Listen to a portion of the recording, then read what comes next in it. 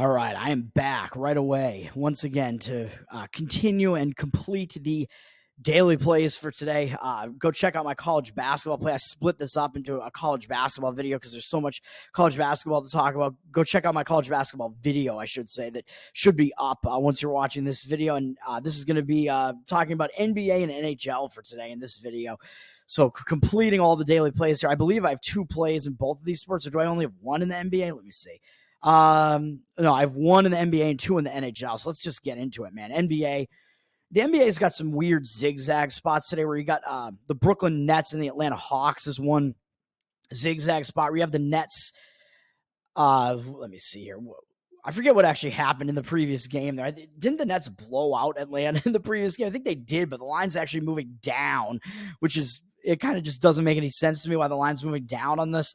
Yeah, because Brooklyn just blew out Atlanta at Brooklyn, and now they're playing a second straight game in Brooklyn. So they beat them by almost 30 points. So why is the line going down from the Nets 2.5 down to a pick 'em now, with the Nets still with 51% of the cash, but 69% on the other side on the Hawks? I don't quite get that. I don't understand why the line, like I would expect, because the Nets just blew them out in the previous game, and the Nets were, I believe, like a half point or 1 point favorite in that one, that the line would move maybe into the 2.5 range because of the zigzag. But I guess maybe the market is speaking here, and the cash discrepancy that we're showing on pregame here is just not indicating actually what's going on here. I guess probably maybe some of the pros are coming in on the Atlanta Hawks expecting the zigzag phenomenon to happen, but it can't really be that much. Well, I guess it could still be a zigzag if you're getting it still around pick'em, because the other game was also around pick'em, but the zigzag works better. Like the zigzag used to be a real phenomenon in NBA playoffs, where the team that, like, if they had like a lopsided victory in one game or something, the line would actually move to account for people betting on that team more in the second game, and you could get a lot of value on the other side, because the other team not only has all the adjustments to make, but you'd also be getting a better number on them, so it was real value on the other team. But the books have kind of caught up to that, and you could kind of see here that even though I guess at some points you could have gotten some value here, taking the Hawks plus 2.5, the line kind of has moved back to where it was in the prior game to a pick 'em. I still lean to the Hawks just because I think they're going to be like embarrassed enough after such a bad performance in that previous game that I think they're going to show up for this one. Whereas if you're the Brooklyn Nets, you have nothing left. Like you have nothing to adjust, really. Like, what can you do after you just massacred this team at home? I think I might be on this if the Nets had any big game up next, which they don't. Atlanta actually has a bigger game up next against the Knicks, I guess, something like that. But Brooklyn only has a game against Memphis up next, which is kind of like whatever. Although I think, or did Brooklyn just blast Memphis recently too? I think they did, right? Yeah, they just went into Memphis and just destroyed them too. So that's no reason to be cause for look ahead in any capacity there. And Atlanta, of course, as we got to remember, is without Trae Young. He got injured, and he's had surgery now for a hand injury. So that makes it seem like he's going to be out for the season, but they're saying he's going to be back in about 4 weeks. So I really don't know about that. Are we going to see him back like before the end of the season? I'm not quite sure about that, because I don't think that Atlanta is going to be making the playoffs or anything like that. But that's definitely a blow to Atlanta as well. So we'll see what happens with that. And then I think there are a couple other zigzag spots here. I think Portland is also in a zigzag. And of course, they were the game that I mentioned yesterday. They, of course, actually wound up finally winning a game in a blowout by 30 points. But they also have Minnesota up next, which is going to be kind of like double revenge, and a big game anyway, because it's Minnesota. Minnesota just beat them twice in Portland. So Portland is probably going to be pissed and want to show up there. So the Memphis Grizzlies are the only way to look in this game. The line has shifted a little bit from Memphis -1.5 to -2. I don't know what the line was about 2.5 yesterday, I think. So actually getting a little bit of value on the Memphis side here. Might be worth actually a play on the Memphis Grizzlies, maybe. I don't know, because I don't like the cash discrepancy with 89% of the tickets on Memphis, but only 75% of the cash, because the public is still going to be on Memphis just because they're the team with the better record. But remember, they're without Ja Morant, so some of those games they had Ja Morant for some of those wins, so they're really not really significantly better than Portland. They're probably only slightly better. But Portland, of course, like I said, they just went in and just wiped Memphis by 30, and Memphis was not in a good spot in that game. I mentioned it yesterday, like I said, and I said, of course, Portland's going to finally like win the one game where I don't actually play them, and that was actually the case. Memphis had just played a pretty tough game against Minnesota the prior game, came back home and just got wrecked by the Trailblazers. So Memphis is going to have nothing to adjust coming into this game, I don't think. And actually, Portland's going to have nothing to adjust, but actually Memphis kind of has a little bit of a look at, because Portland, I was going to say, they have nothing to adjust. Portland is the team that had the huge win in the prior game, which I believe was yesterday. So these teams are both playing a back-to-back here, but not traveling anywhere. It doesn't really matter. Both teams are on a back-to-back, so that really just cancels it out completely. But Memphis is going to be the team that has all the adjustments to make. But is Memphis going to be looking ahead to the Nets a little bit because the Nets also just blew them out? Probably not, because the Trailblazers also just totally blew them out and embarrassed them at home. Both of those games are at home. So I think those are both going to be kind of big games. So I think Memphis is going to have reason to be focused here. And Portland, like I said, they have the big game coming up next against the Minnesota Timberwolves. So this is a game where I think it is a much better spot to play, to actually grab kind of the zigzag spot here. But I'm just wary, wary, whichever, about the cash discrepancy in the market, seemingly kind of indicating a little bit on the Grizzlies side here, and the Grizzlies being a bit of the public team here, just because people like their name better and just consider Portland to be such a bad team. So that's a little bit questionable, but the lean would definitely be to the Portland side. The game I'm actually going to be on, I think, is the strongest play, and that is to fade the Miami Heat. They're down from an 8-point favorite to a 7.5-point favorite. I found an 8 out there not too long ago, a little while ago. I think you might still be able to find 8s around 8, 7.5. Not that much of a difference there. I would take the points with the Jazz. I keep playing on the Jazz, and it doesn't work out that well for me, although I think they did win the most recent time I played them. This is an awful spot for the Heat, though. And the market's indicating on them with reverse line movement a little bit, driving the Heat down from that 8.5, from that 8 number, I would say.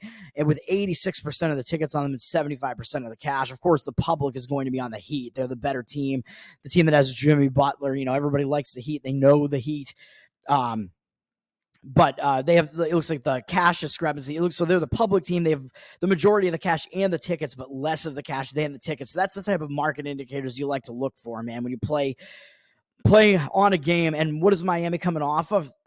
Well, they're not only returning from a road trip, which is a 4-game road trip, and they have one day off in between the last game that they played on the road trip and this game, but it is still going to be a second game in 3 days. It is going to be a third game in 5 days, but because it was a back-to-back prior to that game, this is actually going to now be a fourth game in 6 days, all in different cities and coming out of elevation and returning home from a road trip. So you get the road trip distraction angle coming in, which is a real thing in the NBA, as I always mention. When a team returns home from a road trip with not that much time off and playing a team that they might not totally be focused on, that it tends to add to the distraction where you have family stuff to get together, family stuff to do upon returning home. That's the spot that Miami's in. But not only are they in a spot like that, but look at what they just did on the road trip, man. They went into Sacramento and beat them, and that was the game where Miami was missing Jimmy Butler and Jovic because of the brawl that they had in the prior game, the prior game was also part of the road trip, even though that was a couple days before that, 3 days before that. So they had beaten New Orleans on the road the day before that, too. That was a huge win where it was a game where those brawls happened. Very emotional game there. They lost Butler and Jovic and still went into Sacramento and beat them, which I mentioned I leaned to Miami in that case. I thought they were being undervalued now just because they're without Butler, and they're also without, I believe, Hero and Rozier. I think were also both out for that game with injuries. So Miami's backups basically beat Sacramento, which is insane. Then Butler and Jovic and Rozier all came back in the next game the next night against Portland, which I thought was an awful spot. A back-to-back with those guys returning, having to adjust to them being back in with Denver up after that. I thought it was a bad spot, sandwich spot with kind of the reverse suspended player, reverse injured player theory all kind of coming into play there, even though Hero was not yet returning in that game. And Portland had the lead for a lot of that game, and it's ridiculous that they didn't even wind up covering, getting 7 points or whatever at home. That was just absurd, 7.5, whatever it was. That really hurt. That was awful. I know there were some professional guys who liked Portland in that game. It was a spot to play Portland in that one, and Miami still wound up winning by double digits. Then they went into Denver, and I was on Miami, unfortunately, in that game. So I've been losing all these Miami games here. Well, I lost the last 2 games that Miami played, and I'm still playing on a Miami game again. Denver pretty much had the lead the whole game, but Miami made a couple of comebacks in the game to make it close again, and I was hoping that Miami would kind of just sneak in the back door there, and it almost happened. They got real close near the end there. They wound up pulling to within 4 with a little bit over a minute, to within 2, actually, in the final minute. So they were still almost able to cover. And then they wound up having to intentionally foul, and they wound up failing to cover on intentional fouls at the end after they'd cut it to 2 in the final minute of the game with 10 seconds left. So Miami did not go away in that game. That was a big effort game. They were trying to get revenge for the NBA Finals last year. Huge game for the Miami Heat. Now they're not only returning from a road trip, but they're coming off that game against Denver and just having to play the Utah Jazz. Yeah, all right, good luck with that. Even though they don't have a big game up next, it's against the Detroit Pistons. Who really cares? But it's such a bad spot for Miami, dude, having to return from a road trip that took them out west there, out to the Pacific time zone, and then into elevation. It's just an awful spot. And you have Utah; they're already on a road trip, and Utah's travel spot is better because they're already in the state of Florida. They played 2 days ago, already in Florida, so their travel spot is actually better. They've played this road trip all in the Southeast, playing just Atlanta and Orlando, and lost both of those games and lost badly at Atlanta, which kind of an inexplicable loss, really getting absolutely just torched by Atlanta with an Atlanta team that I'm pretty sure was without Trae Young in that game. I think he was already injured by the time that game was played. So really inexcusable loss. And then they went into Orlando and lost that game too. So Utah, I think, is going to be pissed. Like, I think that was maybe not that bad of a spot for Orlando, though, in that game. I'm not really sure. But Orlando's a pretty good home team this year as well. So I think that was maybe a decent spot for Orlando in that game. I don't know. Orlando was coming off beating the Nets. I don't know. It was a spot that I didn't really have that much of a read on. But now Utah, they're going to want to win a game on this road trip, man. They're not going to want to go 0-3 on this road trip. They're going to want to win against somebody. And playing Miami, what better way to do it than playing Miami, one of the better teams in the Eastern Conference? Again, you get to play a team that's got stars on it. You're going to get up for that game. Miami might not totally be up for it. Utah, they're not going to want to go 0-3 on this road trip. They're going to want to salvage something, and they're already used to playing in the Southeast here because they've already played 2 games in that area of the U.S. already. So travel spot, I think, is actually better for Utah. They're playing 1 fewer game in the same time span that Miami is as well. Miami's playing whatever I said, like a 4th game in the last 6 days. Whereas I believe Utah's only playing a 3rd game over that time span. So Utah 1 fewer game in that time span, even though for them it is all in different cities as well. But market indicators are for it. I'm going to be on that side. I'm going to be on the side of the Miami Heat in that one. And yeah, I said I do have a lean to the Memphis Grizzlies in their game, but it's tough to actually get there with it. But the play is going to be on the Utah Jazz. Excuse me. I hope I didn't say the Heat. I misspeak these videos so much just because I'm brain damaged at this point. Whatever. Utah Jazz plus 8 is the play in the NBA, and then going to the NHL to wrap up this video. Man, big videos, long videos today. This is crazy. NHL, you can watch the college video first, though, because the NHL and the NBA are not concerning games that are as early in the day. The Heat game is at 5 p.m. or whatever Eastern, and then the NHL games are going to be on, I think, are both in the evening. I'm on 2 NHL games here. There's some kind of weird spots. First game I'm going to be on is to lay the price with. Oh, wait, what am I doing here?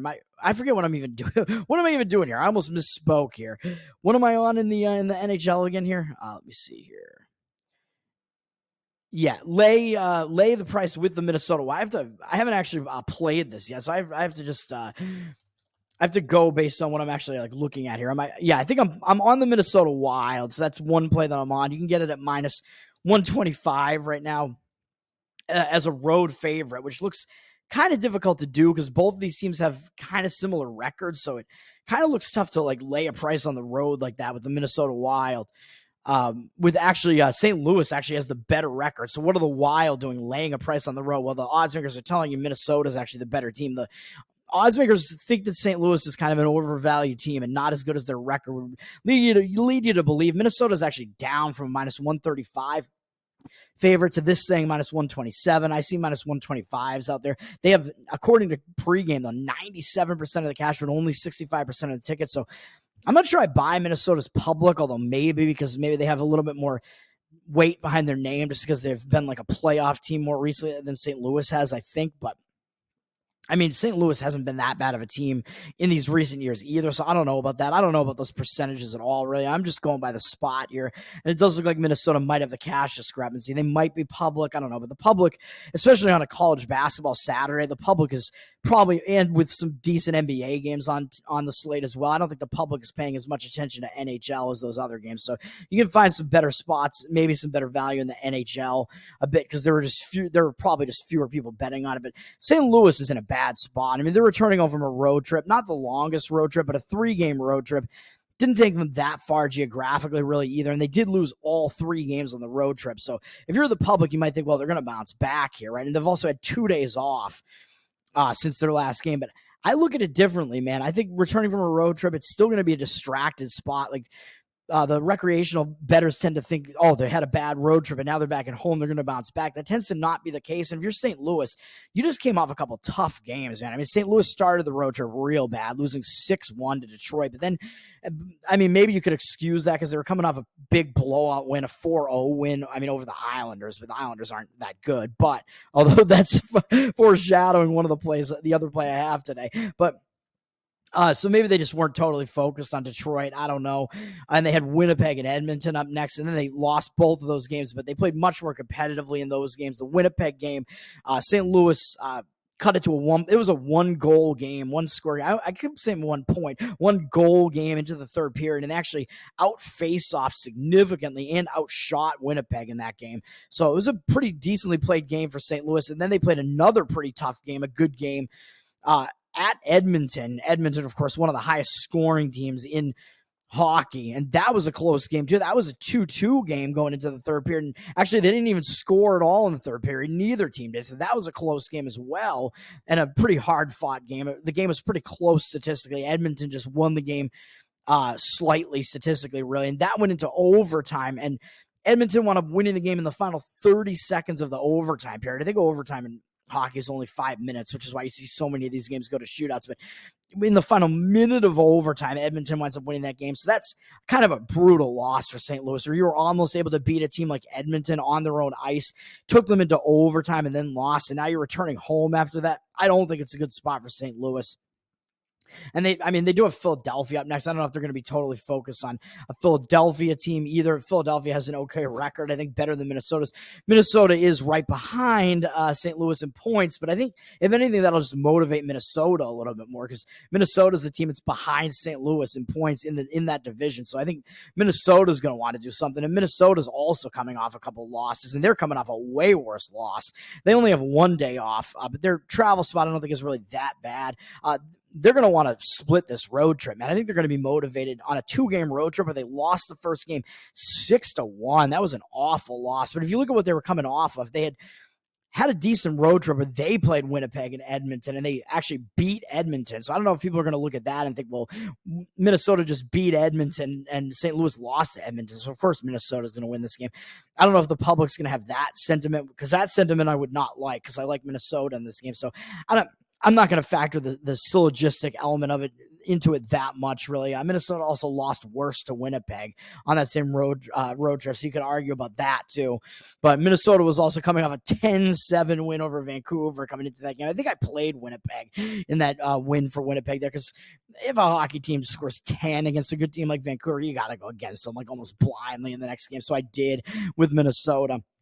So they didn't play well against Winnipeg. They had Edmonton up next. They played well against Edmonton. They played really well at Seattle, beat them by 3 goals. Then they came back home. It's never really a good spot returning home. Minnesota had to return home from that pretty crazy road trip, and then they still played pretty well against Carolina and only lost by 1. Then they were coming out of that game and having to go back out on the road again, and they just played an awful game, losing 6-1 to the Nashville Predators. Just awful performance. You lose 6-1, you're going to be in an embarrassed mode, man. You're going to want to bounce back, and I think that is the case with Minnesota here. So I think they're in a much better spot than St. Louis here. They're in the spot where they're going to, I believe, show up refocused, whereas St. Louis, I think, might be in the spot that tends to be a little bit of a distracted spot, despite the fact that they're also coming off a few straight losses. I like Minnesota in that one. And then the other game that I'm on, Let me see here. Let me see. I do not like the spot that Vegas is in that much, just because they played a tough game against the Bruins. They're going to Buffalo. They're laying a price on the road because they are still the better team, minus 117. Not going to play this one. Vegas looks like they do have the cash discrepancy on them as well. But I do kind of lean against Vegas because they're coming off the tough game against the Bruins, where they were almost able to beat the Bruins. I think they had to come back in that game against the Bruins and then wound up playing pretty tough and then losing in the final 5 minutes of the game after tying it on a shorthanded goal, overcoming a 3-goal deficit and two different 2-goal deficits in the game against Boston there. Or really kind of only one 2-goal deficit because they were down 3-0, 3-1, then 3-2, then 4-2. So the Knights overcame all of that. Tied it on a shorthanded goal and then lost in the end anyway on a Bruins power play goal in the final 5 minutes of the game. It was a tough game where Vegas actually outshot them a little bit, but maybe some of that was because they were losing the game 3-0 at the end of the first period, so they had to start firing more shots. Vegas also won the face-off percentage by a little bit. Boston was the more physical team, as tends to be the case. Boston is the more physical team than Vegas by a little bit, and that was the case in that game. But the game I'm going to be on here, you probably already know I'm fading my Boston Bruins, unfortunately, again, even though they were able to get that big win over the Knights. Bruins are the public team. They're down from minus 133 to minus 130, laying a price on the road at the New York Islanders, coming off that big game against Vegas. Tough game playing against Vegas there. I think that might have been a return home spot for the Bruins too. Yeah, it was. They returned home from a 4-game road trip out to the Pacific time zone and whatever. Tough road trip. They lost 3 out of the 4 games, came home, but they were focused because it was the returning champ Vegas Knights coming into their house in Boston. They were able to play a pretty good game and win the game. Now I think is where the letdown comes in, but they're having to go back out on the road again, which is ridiculous. Go to play the Islanders, who I think the Islanders might be the only team in hockey that has more overtime losses than the Bruins do. The amount of overtime loss is just insane. I thought the Bruins lost way too many games in overtime and shootout. I think the Islanders might even have more than the Bruins do. It's just insane. The Bruins have 9, or they actually the Bruins have 14, I was looking at their road record. 14, the Islanders also have 14, so they actually have the same amount, 14. That's just an insane amount of overtime losses. These teams like to play a lot of close games, which lends itself to playing on a team that has an underdog price there, because both of these teams play a lot of close games that go into overtime and stuff. If a game's going to go into overtime, I think you'd rather have the plus money in a spot like that. So play the underdog, and maybe we're just getting a little bit of value for that reason alone.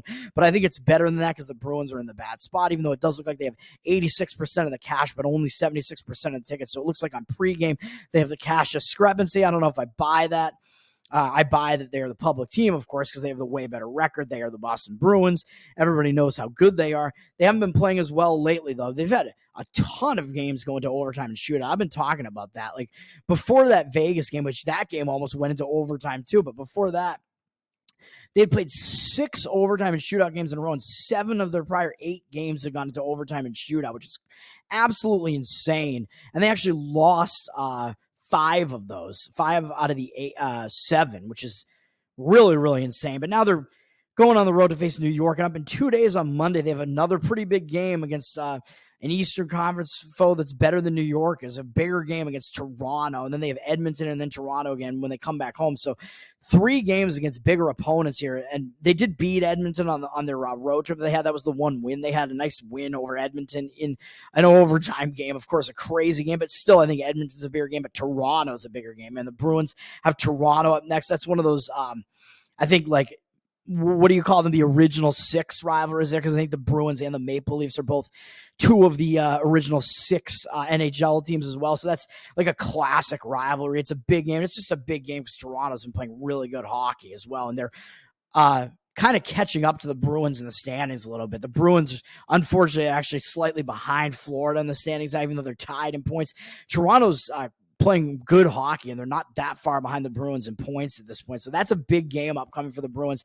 The Islanders are not in their division and, of course, don't really have that good of a record. I think the spot is way better for the Islanders here, even though they're coming off a nice win. They're coming off 2 big wins, actually.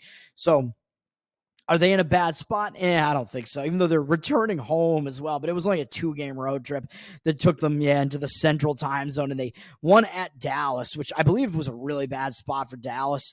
So I'm kind of arguing against the Islanders a little bit here, but Dallas, excuse me, what were they doing?